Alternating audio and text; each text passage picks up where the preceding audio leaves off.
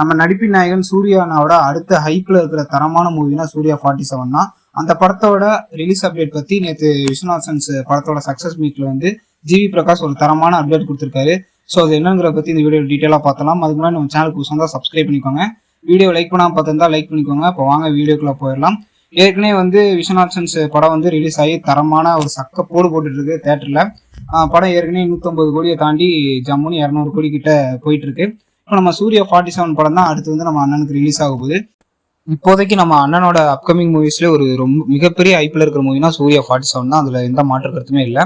நேற்று வந்து சக்சஸ் மீட்ல நம்ம ஜிவி பிரகாஷ் ஒரு தரமான அப்டேட் கொடுத்துருக்காரு. என்னன்னா சூர்யா 47 வந்து இந்த வருஷத்தோட தீபாவளி இல்லைன்னா இந்த வருஷத்தோட எண்டுலேயே ரிலீஸ் ஆயிரும் அப்படின்ற மாதிரி சொல்லியிருக்காரு. அவர் டீட்டெயிலாக என்ன சொல்லியிருக்காருன்னா, ஏற்கனவே நம்ம அண்ணனுக்கு ஒரு 2 தரமான பிளாக் பஸ்டர் மூவி அமைஞ்சிருச்சு.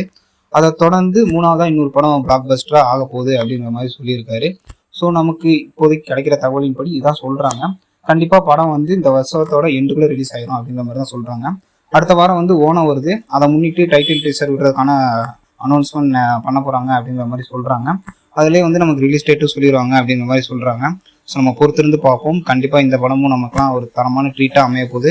இதுல எந்த மாற்று கருத்தும் இல்லை. இதை பத்தி என்ன நினைக்கிறீங்க அப்படின்னு சொல்லி உங்களோட கருத்துக்களை கமெண்ட் செக்ஷன்ல சொல்லுங்க. இந்த வீடியோ பிடிச்சிருந்தா லைக் பண்ணுங்க. நம்ம சேனலை சப்ஸ்கிரைப் பண்ணி சப்போர்ட் பண்ணுங்க. மீண்டும் ஒரு அருமையான வீடியோ சந்திப்போம். தேங்க்ஸ் ஃபார் வாட்சிங் நண்பர்களே.